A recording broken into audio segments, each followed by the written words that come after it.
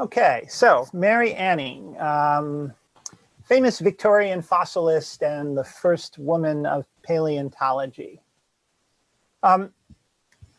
As Chris kind of hinted at, this is somebody who really didn't get her due back when she was alive, and although not completely lost to history, really wasn't a big figure.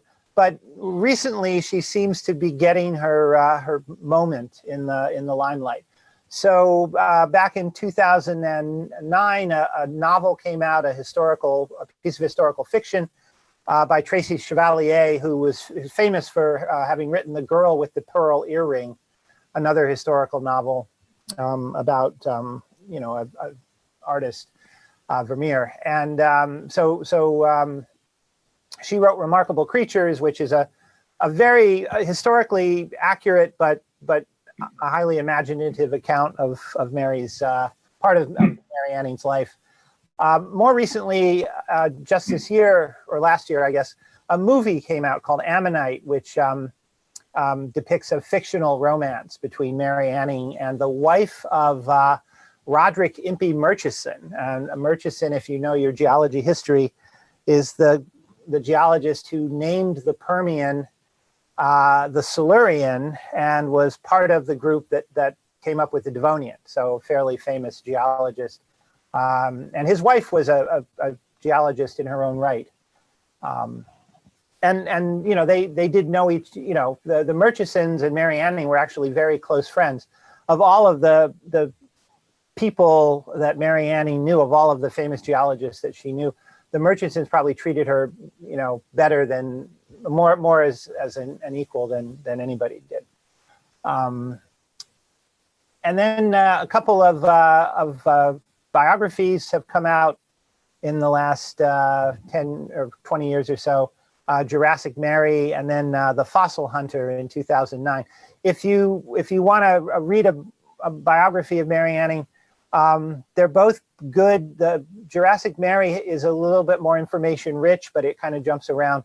The Fossil Hunter is a bit better, telling a narrative, but it has a couple of inaccuracies in it.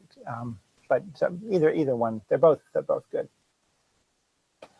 So who is Mary Anning? Well, she was a fossilist and a paleontologist. What's the difference? Well, fossilist was a term that referred to someone who collected fossils primarily to sell them. And that was to sell them, well, to collect them, for their own enjoyment, and often to sell them. The term paleontologist, when Mary Anning was alive, hadn't quite come into use yet. And in fact, the term paleontology was kind of brand new. But by the end of her life, people were referring to themselves as paleontologists. Of course, a paleontologist being somebody who pursued fossils more, professionally or academically. So Mary was born in Lyme Regis, which is this little seaside town on the southern coast of England. I'll show you some pictures, and we'll use Google Earth to take a look at where it is in a minute. She's interesting because of the reason she collected fossils. She basically collected fossils so she wouldn't starve. She was born into a very poor family, and a good indication of how poor they were was that her parents had 10 children.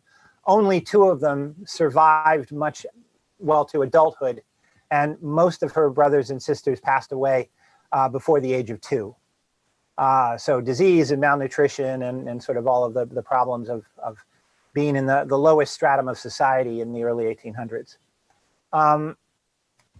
Her father was a cabinet maker, not, sort of quasi-successful, and he collected fossils to sell to supplement his income, and taught Mary and her brother to do this as well. So they were collecting, collecting fossils when they were small children. Her father dies before she's a teenager, and that kind of completely bankrupts the family. He was their source of income. So fossil collecting becomes their only means of survival, basically. Needless to say, she gets very, very good at it, and over the course of her life, discovers some very, very important fossils, which is why we're talking about her today. And throughout her life of fossil collecting, she becomes very widely known and manages to befriend just about every important geologist of her time. So she was known to all of the famous names in geology in the first half of the 1800s. Charles Lyell, William Buckland, Roderick Impey Murchison, Dillabesh, Conybeare, and we'll talk about these people as we go along here. So let's familiarize ourselves a bit with Lyme Regis. A couple of photos. The one on the left shows where the river Lyme comes through the town and empties out along the coastline. So this town is sort of nestled in a little river valley on this coastline, which is mostly dominated by very sheer cliffs. And there's her tombstone. She's buried in a churchyard outside of town with her brother, Joseph Anning. And now let me, I'm going to stop the screen share for a second, and I'm going to jump into a different window here. Let's go into Google Earth and just take a quick run to see where Lyme Regis is. So we need to cross the pond here, head over to the UK, and then down to the south coast.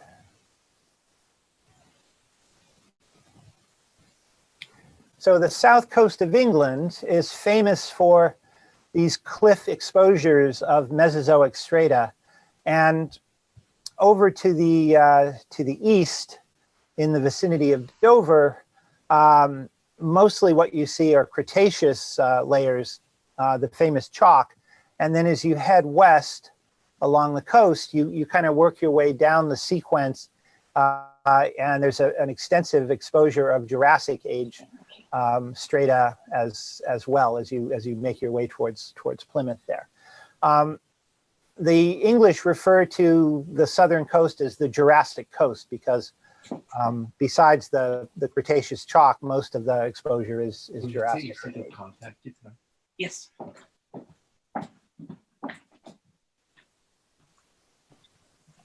So there's Lyme Regis, and as I said, it's a small town, kind of nestled in this valley here with cliffs on either side. You might note this harbor structure over here. This is called the, oh, I'm drawing a blank. Yeah, never mind. It'll come to me in a bit. This is a breakwater, an artificial breakwater, and there's been some kind of artificial breakwater there, probably going back to Roman times. So the town has a very, very long history as a seaport town. There aren't very many anchorages along the coast there. Oh, let me warm up. And then in the early 1800s, the town became known as a place to go for wealthier people during the summer to go bathing. So in the early 1800s, there was this sort of folk medicine craze that swept across Europe because of a couple of books that were published that, doctors that said that, what will cure everything that ails you is a dip in the ocean. So, people would go to Bath to bathe, but Lyme Regis was, not as crowded and a little bit more reasonable. So it became a very popular seacoast town. And here's a view that shows the cliffs, and you can kind of see in the Google Earth image here the stair-step kind of nature of the shoreline, where the the strata are slumping down in these big slump blocks. And you have this erosional process where slumping caused by the undercutting of the cliff line, and then winter storms coming in and kind of, winnowing away at the slumps and the cliffs, exposes new fossils year after year after year. One second. Hold on again, if everybody could mute themselves, I'm picking up some background noise from somebody that's not muted.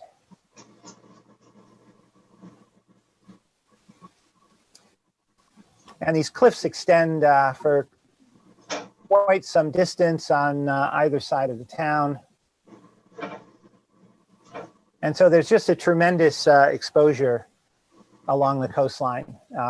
And so this is some of the most productive fossil collecting in the world here. All right, so let me just come back out of the screen share here and take a pause for just a second. Anybody have any questions? Okay, so let me go back to the slide presentation. All right.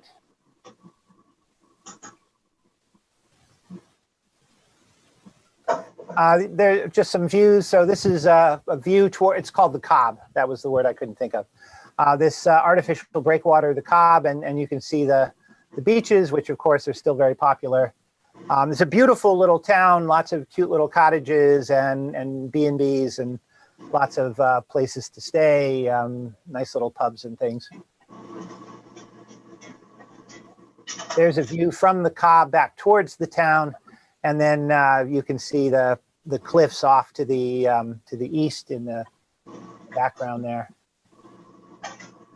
So let's talk a little bit about Mary Anning's circumstances. She was born in the late 1700s, and she had the misfortune of spending her childhood during the Napoleonic Wars, which were going on between France and England, which caused tremendous economic hardship in England. And of course, as I said, her father died when she was 11, which really put her family in very bad financial straits.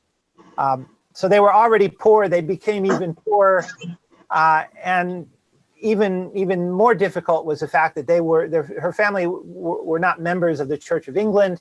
They were dissenters, so that limited their prospects even more.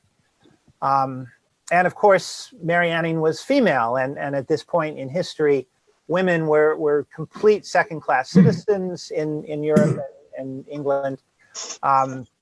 They were denied access to property ownership in many cases, access to university educations. They couldn't be members of professional societies. So Mary Anning was somebody who really had no prospects in terms of education or advancement in any way.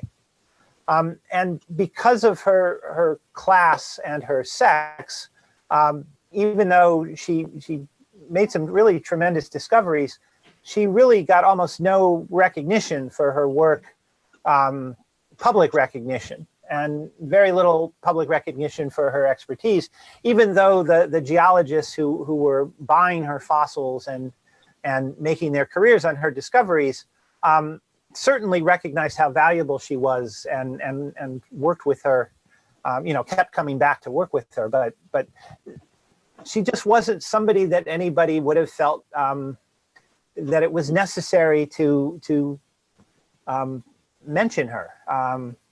And it wasn't just her. I mean, most of the fossil collecting that was being done at this time was being done by quarrymen and other fossilists who, were then selling their fossils to these geologists who then took all the credit for the discoveries. It just, there was just no need at the time to recognize the people who were providing you with your materials. However, as I said, she was well known and well respected by the geologists that came to her. And and she, you know, she knew just about everybody that was important. And I don't want to give you the impression that they completely neglected her, because the gentleman geologists that she was so important to did, on 3 occasions throughout her life, come to her and her family's financial rescue in very significant ways. So it wasn't like they didn't care about her. It was just that there was really no place for her to receive professional recognition. All right, so let's talk a little bit about the fossil business.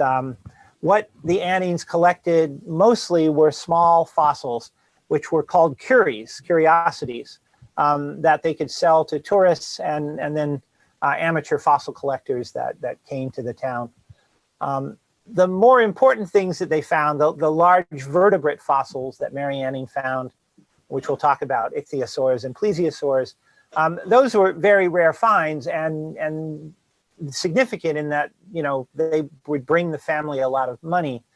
But, you know, a couple years might go by between a big fossil find like that. So mostly they made their money selling these small fossils. And most of the collecting, the you know, major collecting was done in the wintertime when the coastal storms were eroding the beach and exposing new fossils. And so it was very difficult, dangerous work. You know, Mary was constantly under the threat of, you know, having the cliff face collapse and fall on top of her. At one point in October of 1833, there was a landslide that almost buried her. It was close enough to her that it killed her dog. She had a small terrier named Trey that accompanied her on, you know, on her wanderings on the beach, and the dog was just a few feet away and was just buried instantly, which was very, very tragic, obviously. So the curies that Mary collected were things like, well, what they would have called snake stones, these coiled shells, which we of course know are ammonites, devil's toenails, which is a peculiar type of oyster, vertebraries, which are the small circular fish-like vertebrae of fish and ichthyosaurs, marine reptile teeth, which they would have called crocodile teeth, thunderstones, which are belemnites, and pentacrinides, which are the star-shaped columnals of a type of Mesozoic crinoid, pentacrinides. So let me, I'm going to stop the screen share here again, and let me switch my camera over here. Okay, and I've got some examples of these different fossils from Lyme Regis. So this is a typical ammonite, small ammonite that you can find on the beach at Lyme Regis. You don't just find them kind of lying around on the beach. They're embedded in layers. Whoops. Can you still see that? Oh, yeah, it's back. Okay. They're embedded in layers of limestone, and you have to, you know, bust open a lot of limestone to extract the ammonites. Most of the ammonites that you find are relatively small. The camera here.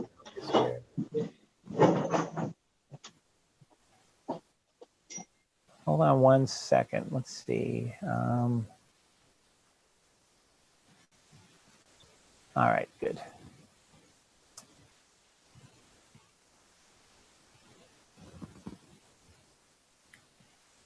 As I said, most of the ammonites that you find are relatively small. They're certainly abundant, quite a few. I think my personal favorite, though, are the oysters. So this is a devil's toenail, kind of a classic index fossil for the lower Jurassic in England.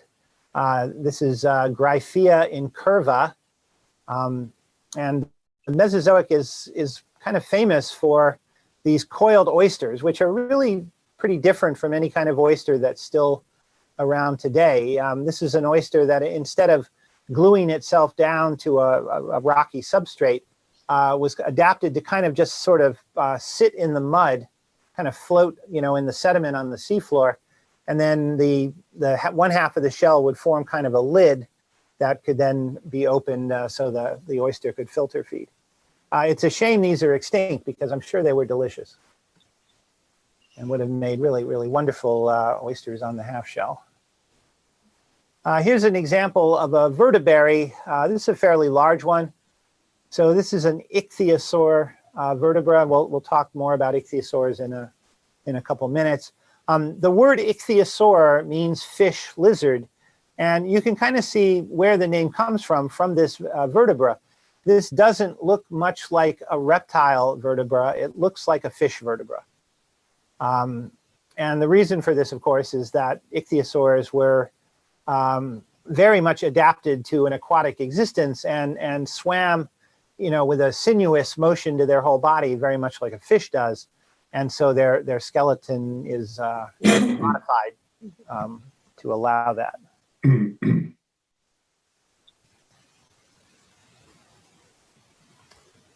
Okay, so hold on one second here. I'm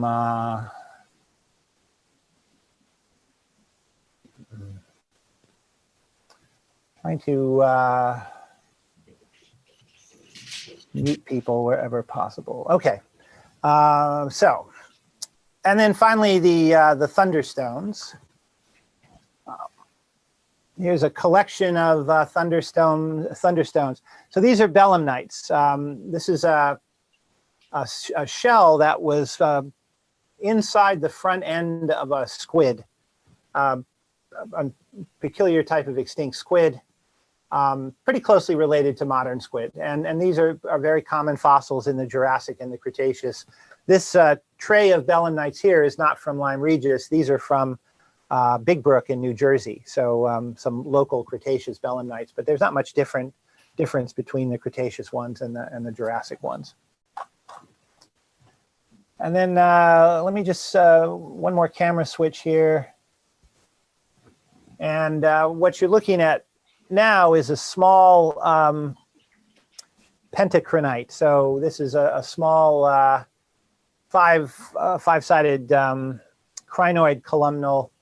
These five-sided star-shaped crinoid stems are a common Mesozoic type of crinoid, and some of them get to be fairly big, maybe an inch or so in diameter.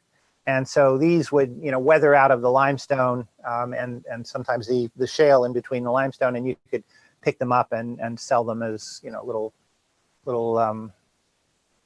mementos.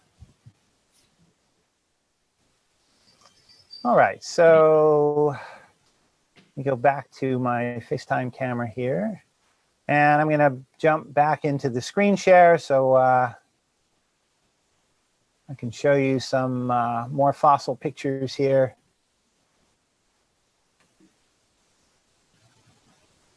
Whoops. Oh. There we go. So here's a view of the coastline in Lyme Regis. So if you walk down to the shore in the center of town, there's a very, very large concrete bulkhead and walkway.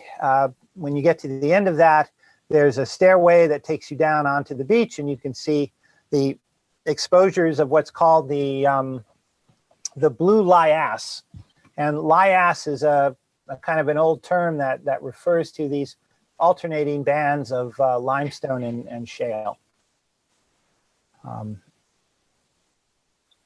There's the signage that they have just before you go down to the beach, and it tells you all about the fossils that you can find and a little bit about Mary Anning and why this is such a significant fossil locality.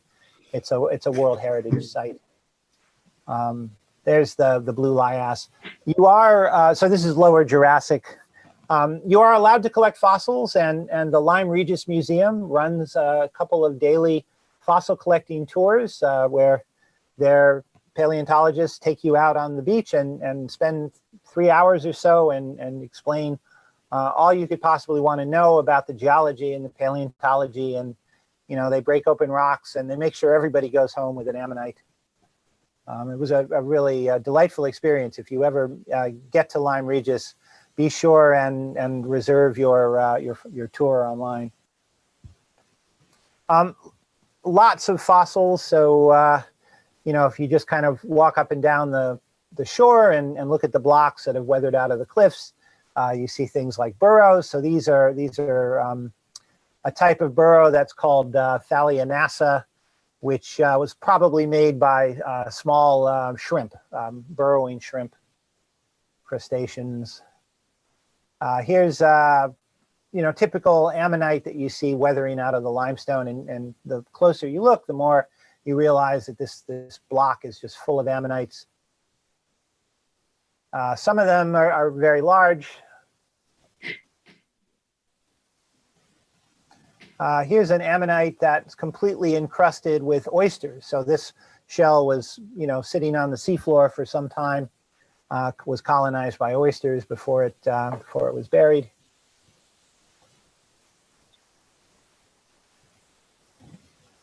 More ammonites. So again, you know, if you do visit, make sure you have your trusty hammer with you, because to get the ammonites out, you got to just, you know, break open some limestone. There's a big block again, just everything, you know, full of ammonites everywhere. Easily the most common fossil. There's a particularly large one. I couldn't give much indication of scale here, but it's about, I would say about 2.5 to 3 feet in diameter. This one was excavated when they were building the seawall, so they just incorporated it into the pier there. There's the Lyme Regis Museum, which is right in the middle of town. You know, your gate, you know, just right when you get down to the breakwater. You know, there's the museum. It's sitting on the site where Mary Anning lived when she was a child. When she was an early or a young adult, from one of their fossil sales, well, actually from one of the acts of charity that they were the recipients of, her family was able to move a little bit further up the street and get away from being right on the coastline, because during the winter storms, their childhood home was often flooded out. So she was able to, you know, move to a better location and set up a nice little fossil shop that she had until she passed away. So her finds brought her to the attention of these gentlemen geologists that would come to Lyme Regis to study the stratigraphy and to collect fossils. Some of the famous names, the people that she was acquainted with, William Buckland became a lifelong friend. He grew up not far from Lyme Regis, and you know, coming home for Christmas, would always visit Lyme Regis, you know, over the holidays to go fossil collecting. And he spent many days wandering the beach with Mary. Other famous geologists, Louis Agassiz, Roderick Murchison, Gideon Mantell. Gideon Mantell was a physician who was a fossilist by hobby, and he is the gentleman who described the iguanodon and Hylaeosaurus, two of the first dinosaurs that were ever discovered and formally described. Charles Lyell, she met and corresponded with, and she did correspond with Adam Sedgwick, who named the Cambrian period. So these geologists were interested in buying her specimens, but also in doing their own fossil collecting, and they employed her as a guide. But as I talked about before, in very few cases did they feel the obligation to acknowledge her formally in any of their publications. And that we get some sense that this did rub her the wrong way. Really, you know, the one hint of that is at one point she became very good friends with young woman who was coming to Lyme Regis in the summer to convalesce. She had some kind of chronic illness. And this woman kept a diary, and we have her diary, and she wrote about her friendship with Mary Anning. And at one point in her diary, she reports that Mary Anning says the world has used her ill. These men of learning have sucked her brains and made a great deal of publishing works, of which she furnished the contents, while she derived none of the advantages. So she did seem to be aware that she really wasn't getting her due. But she really was quite an important figure, and she was one of these people who was kind of in the right place at the right time. She's born just before the turn of the century. She dies just a few years before the middle of the 19th century. And this is a critical time in the history of geology, because if you go back much into the 1700s, very little is known about the history of the Earth. It's widely acknowledged that the Earth is old and that there is some kind of a history back there, but nobody really knows anything about it. And it's Georges Cuvier and French geologists at the end of the 1700s who start to figure out how to correlate strata and start to seriously argue that the species represented by fossils are extinct species. The idea of extinction was very controversial, and most people didn't believe that anything had ever gone extinct. And the general view back in the late 1700s was that all of these fossil organisms were still alive somewhere on Earth. We just hadn't found them yet. And Cuvier was the one who really disabused the world of that idea by demonstrating that large mammals like giant ground sloths and mastodons and mammoths were completely completely different species, and in some cases very much unlike any animals that were known to be alive today. And so there's this transition where we go from not really knowing anything about the history of the Earth to, by the 1850s, we're starting to document it in great detail. And the fossil record is becoming very well known and described. So that when Darwin writes on the origin of species in 1859, he can speak to the history of life on Earth in pretty good detail. So Mary Anning is collecting fossils right when we're going from knowing nothing to knowing a lot, and she contributes some pretty important fossils to the menagerie of creatures that are really demonstrating that the Earth used to be a lot different than it is today. And other people involved in that effort. William Buckland publishes something, a paper called Notice on the Megalosaurus, where he describes the first dinosaur ever described in a scientific publication, a carnivorous dinosaur jawbone and some other bones. Henry de la Beche and William Conybeare are two geologists who work on the marine reptiles that Mary Anning is finding, the ichthyosaurs and the plesiosaurs. De la Beche goes on to essentially found the British Geological Survey and becomes, one of England's first paid professional geologists.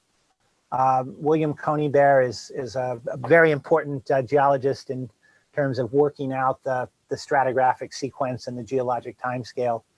Louis Agassiz starts out as an expert on fossil fish and comes to Lyme Regis to study the fossil fish collections that had been made by a close friend of Mary Anning, a wealthy spinster named Elizabeth Philpott, who lived in Lyme Regis with her two other sisters. Three of them were unmarried and were sort of put up in Lyme Regis by their wealthy brother in London. And they made fossil fish collecting their main hobby and amassed these incredible collections of fish that Agassiz studied and published on. Agassiz, of course, after his big fossil fish project, goes on to convince the world of ice ages, and you know, basically all of the boulders and big wide valleys and deposits of sand and gravel are not the product of any kind of a flood, but are the product of an ice age. Richard Owen, who is the man who gave us the term dinosaur in a report on British fossil reptiles in 1847, he came to Lyme Regis to, you know, buy fossils and meet the famous Mary Anning. So she, you know, she really was, you know, right in the thick of things. Her most important discoveries were ichthyosaurs and plesiosaurs, and I mean, she didn't discover the first ichthyosaur or plesiosaur fossils, but she found the first complete and nearly complete specimens. So when she was just 11 years old, her brother found a complete ichthyosaur skull, which caused quite a sensation. And then a year later, Mary found the rest of the skeleton after it had had time to weather out of the cliffs. And they put the entire fossil together, sold it, and within a few years, it was in the British Museum being studied by a number of different people, savants who, you know, who could make sense out of it. Mary discovered the first complete plesiosaur skeleton as well. Many of her specimens are on display in the Natural History Museum in London, in South Kensington. There's this tremendous hall with these beautiful glass displays of marine reptiles, and a significant number of the specimens that she sold to collectors eventually made their way to the British Museum and then the Natural History Museum. Now, ichthyosaurs, some of her specimens are in Lyme Regis, in the Lyme Regis Museum, and some are at the Oxford Museum of Natural History and a couple of other small natural history museums. So ichthyosaurs are fish lizards. These are marine reptiles that were completely adapted to an aquatic life and you know, became tuna-like or dolphin-like in their morphology, so that they could swim rapidly through the water. We know what they ate because when Mary Anning would find a complete skeleton of an ichthyosaur, very often she would find and make note of its stomach contents, pieces of squid, you know, the hard hooks that were part of the tentacles, and the belemnites, the guard shells from inside would often be found in ichthyosaurs, as well as fish bones. This is the skull that her brother found. Unfortunately, most of except for the part of the neck, the rest of the body has disappeared. Nobody knows what happened to it. It's probably sitting in a basement somewhere. But this created quite a sensation. Drawings of it made their way to France, where Cuvier described it as a crocodile. The skeleton itself went to the Royal College of Surgeons, where one of the surgeons decided that it was more fish-like than lizard-like, which isn't right. But then it was studied by Conibert and Dillabèche, and they recognized that it was a very fish-like reptile. So it went from being a crocodile to, in 1812 to in 1821, Dillabèche and Conibert formally published the name ichthyosaur, establishing this new group of very strange reptiles. Here's a complete ichthyosaur skeleton that was discovered by Mary Anning in 1832. So this is, you know, this is a good 9 feet long or so. Nice big creature. There's another large ichthyosaur skull. Beautiful teeth. These long, sharp, conical teeth for catching fish.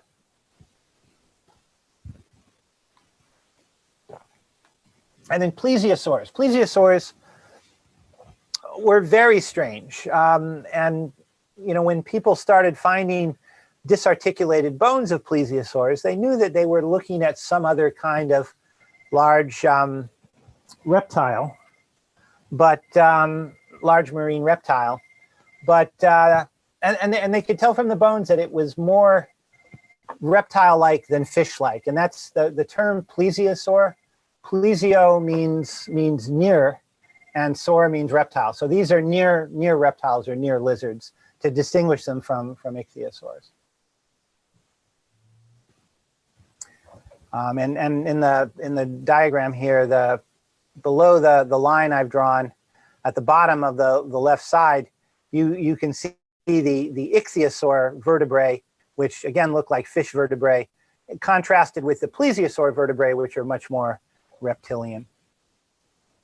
In the paper that was published in 1821, one of the fossils, which is part of a paddle, so they knew whatever this thing was, it had flippers, was discovered by Mary Anning. There's the actual specimen, which is in the British Museum, the Natural History Museum.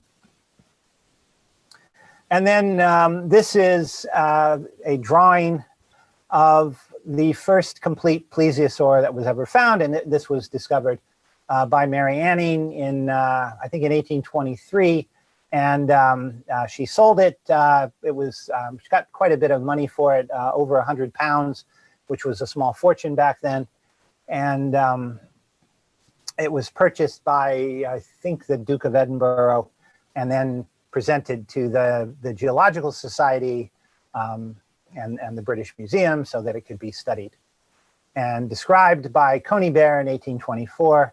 And this was a creature with this freakishly long neck, tiny head at the end. This is the kind of just an animal that was completely unlike anything anybody had ever seen. And there is the actual skeleton that Mary Anning excavated and cleaned and restored. So, I mean, when you find something like this weathering out of the cliffs, it doesn't pop out perfectly like this. It's collected in blocks, and then the rock has to be cleaned away from the bones, and then the blocks have to be reassembled and encased in concrete.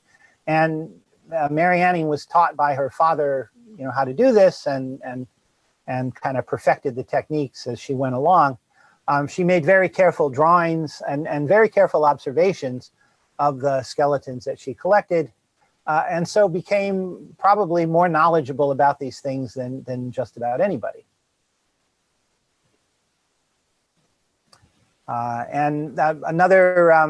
There's another letter written by, again, one of these wealthy socialites that came to Lyme Regis in the summertime to vacation, and it's a woman, Lady Harriet Sylvester, and she met Mary Anning and wrote about how astonishing it was that this poor, ignorant girl, by reading an application, having arrived at that degree of knowledge as to be in the habit of writing and talking with professors and other clever men on the subject, and they all acknowledge that she understands more of the science than anyone else in the kingdom. So, she was very well thought of by the people who relied on her for specimens, which in this day and age just makes it seem impossible that they would not have given her professional acknowledgement. But again, the fact that she was a woman of the lowest class in society just meant that just wasn't something that they would have done, unfortunately. This is another species of plesiosaur that she found a complete specimen of in 1830. She also gets credit for finding the first fossil of a flying reptile that was found in the United Kingdom. So pterosaurs or pterodactyls had been discovered in France and Germany, but were unknown from England, and she found not a complete skeleton. Complete skeletons are very rare, but a significant amount of a couple of skeletons. Fossil fish, she collected quite a few fossil fish, along with her friend Elizabeth Philpott and Elizabeth's sisters. Again, Mary did not have her own personal fossil collection. Fossils that she collected were sold put food on the table. You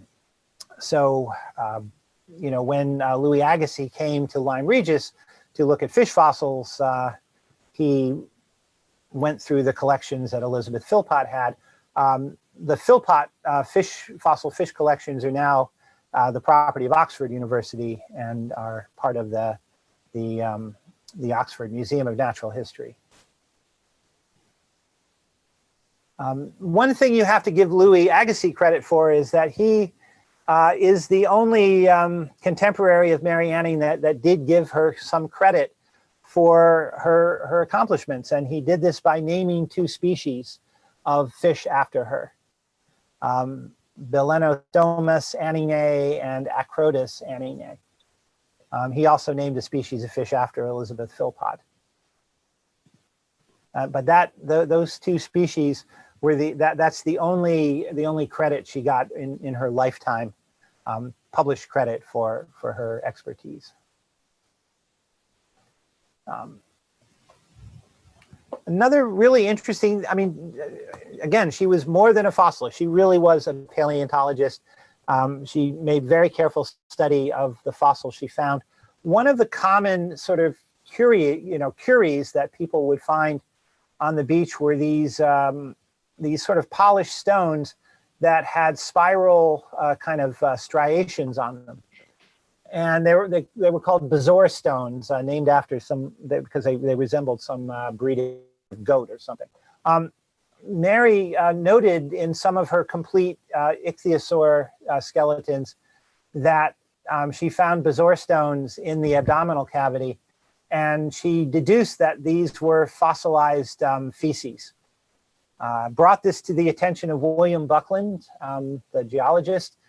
She and Buckland did experiments where they took sharks, dissected them, took the intestines from the sharks, filled them with plaster, let the plaster harden, and created their own artificial coprolites to compare to the natural ones, to convince themselves that that's really what these were. The photo on the right shows a museum drawer in the Natural History Museum, and these objects are the actual plaster intestinal casts that Mary Anning and William Buckland made. Buckland held on to them. And Buckland, of course, publishes this, and he coins the term coprolite to describe these objects. But it was Mary Anning who actually made the discovery, but she did not get credit for it. Another really fascinating observation she made was that in some fossil squid or fossil belemnites that she found, where the entire animal, including some impression of the soft parts, was present, she noted these hardened kind of black masses in the body cavity in the region that's called the phragmocone. And she dissected squid and to compare to the belemnite fossils, and noted that this was almost certainly a fossilized ink sac. And she tried reconstituting the ink by scraping up the fossil, the black fossilized ink and mixing it with water, and discovered that she could reconstitute fossil sepia ink from these fossilized ink sacs. And drawings of fossils made with fossilized ink became a little bit of a sensation in Lyme Regis, as a kind of a craft item. And again, she dutifully, showed William Buckland this, and he published a report on it, and again, didn't really give her any credit for it. Here is a drawing of an ichthyosaur skull that was made by Elizabeth Philpott using fossil squid ink. And she sent it as part of a letter to William Buckland's wife in 1833.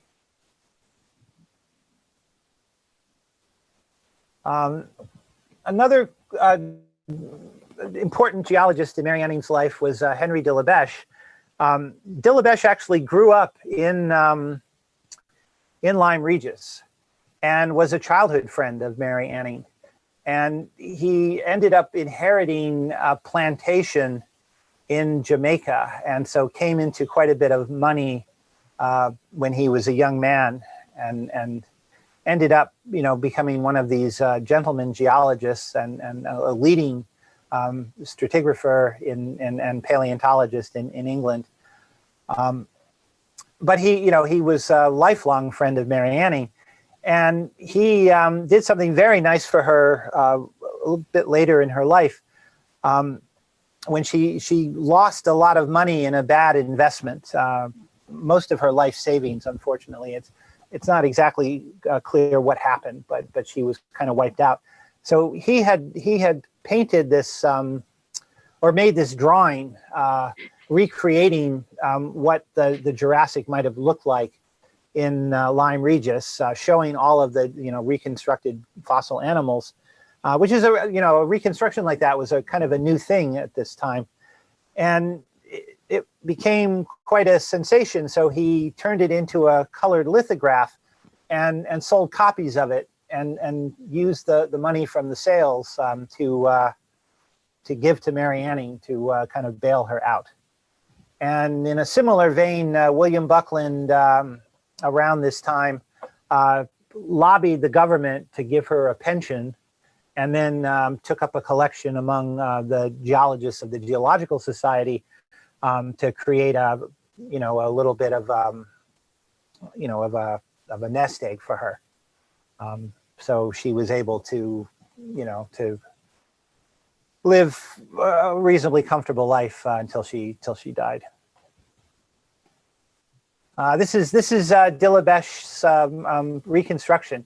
It's called Duria Antiquior, and it's really quite remarkable. It's a kind of an aquarium view of the Lyme Regis seacoast, showing just about every type of fossil that you could imagine or that had ever been found, including the belemnites and the ichthyosaurs and the plesiosaurs and the pterosaurs. And then this is a marine crocodile here, some turtles, ammonites, fish. So it really is an attempt at a paleontologically accurate reconstruction.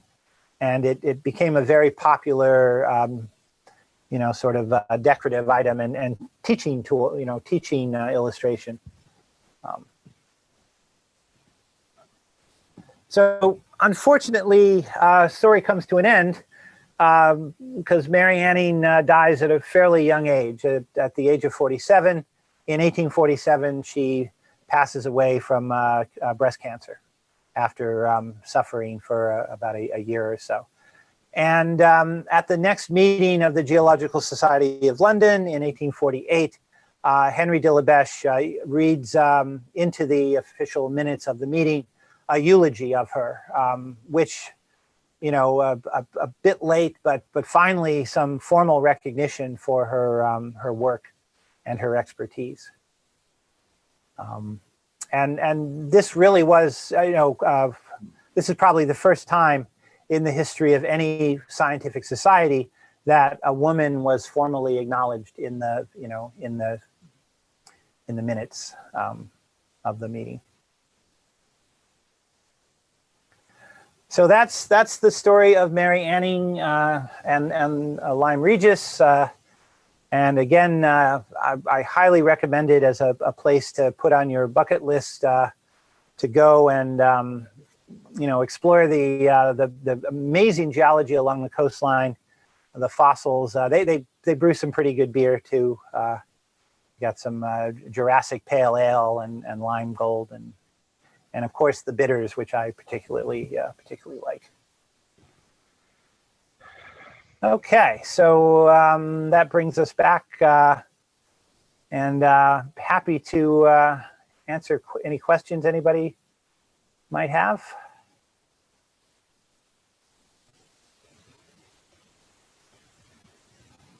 Here's a question from Connie. Were her writings or observations ever published?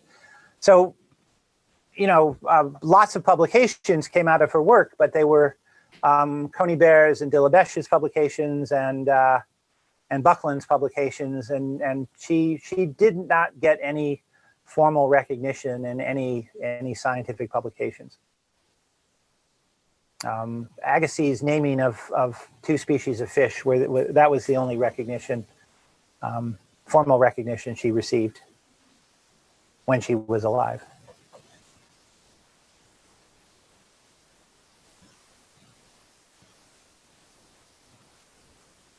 And again, that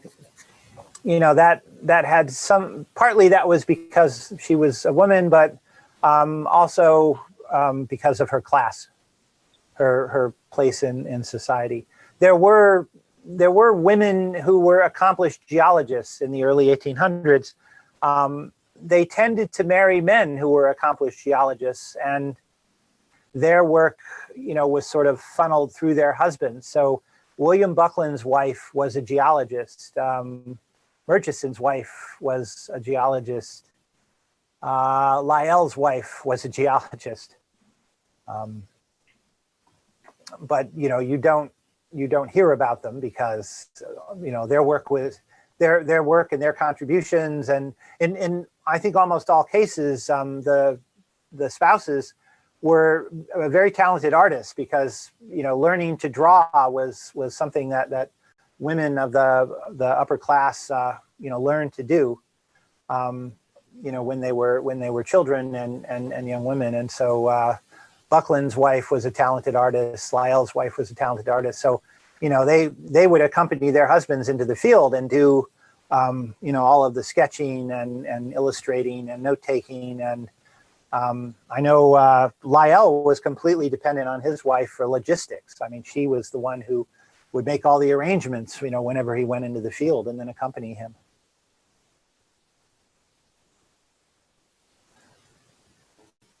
There were a couple of women who did publish local geological treatises under their own names, but that was unusual. And generally, women who, in natural history, who published their own work, were very wealthy, and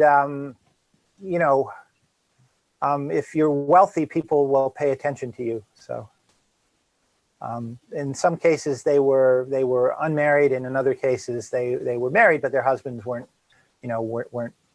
particularly interested in natural history, but they were, and they pursued it, they published it, and then they were able to get their work out there. That started to shift by the mid 1800s, and by the late 1800s, there were women who were making names for themselves in natural history, particularly in botany.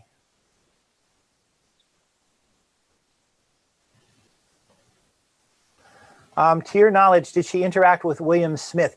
She did not interact with William Smith, in part because he was a bit older than her. So he did most of his work in the late 1700s when she was still a child. And I mean, he lived to be a reasonably old age, but by the time she was working with all these other geologists, he was probably retired.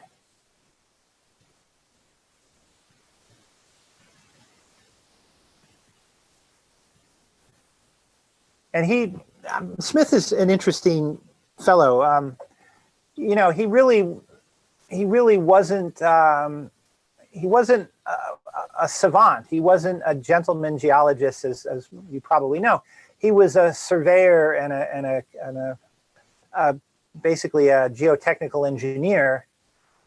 He was interested in fossils, but really only in so much as they could inform him as to which, where he was in the stratigraphic sequence. He really didn't have much interest at all in the history of the Earth. It really wasn't something he thought about. He was very much focused on just working out stratigraphy and being able to figure out where people might be able to find resources like coal and limestone.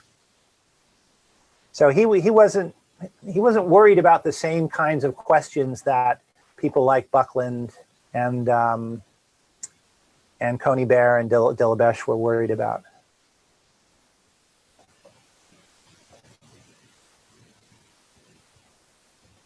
I've been reading a lot about the early history of geology, particularly from the late 1700s to the mid 1800s, and it's really interesting because what I'm learning is that most of what I was taught about the early history of geology is highly inaccurate. And you know, there are a couple of big names that you know we're taught are the founding fathers of the science, like you know, James Hutton and Charles Lyell, and the story that I was taught in college and in grad school is really not terribly accurate, and it leaves out a lot of people who were just as important. Many of whom were French, and so there's definitely an English bias to, you know, the history that we learn. Particularly Hutton. Hutton actually didn't really do much that was important in the grand scheme of things. He had some really crazy ideas, and you know, to make Hutton into one of the founding fathers of modern geology, you really have to cherry pick his ideas and just focus on a couple of things that he got right and ignore some of the really batshit crazy ideas that he had that, you know, we've conveniently forgotten about. You know, Hutton didn't believe in extinction. He didn't believe that the Earth really had a history. He thought the Earth, you know, had just been doing what it's doing now for forever into the past, and you know, not just in terms of processes, but also in terms of organisms. And you know, he really believed that humans and you know, all of the species that were on the Earth today had always been on the Earth, and that, you know, it just kind of just cycled along continuously.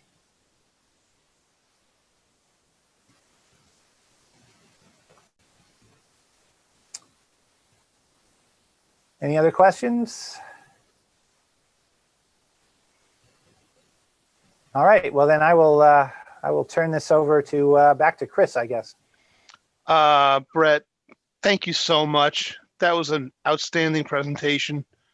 Really, I thought you had me at pterodactyl, but when you hit the fossilized squid ink sacs, you blew my mind. So yeah, that's very pretty amazing. cool. I just want to say thank you again. You know, that was really great, and you know, we appreciate it, and you know, your time is very much appreciated. And we won't unmute everybody, but a round of applause from the whole group. We've got over 30 people here, so thank you. Great turnout. Thank you. Yes, thank you very much. It was excellent. Glad you enjoyed it.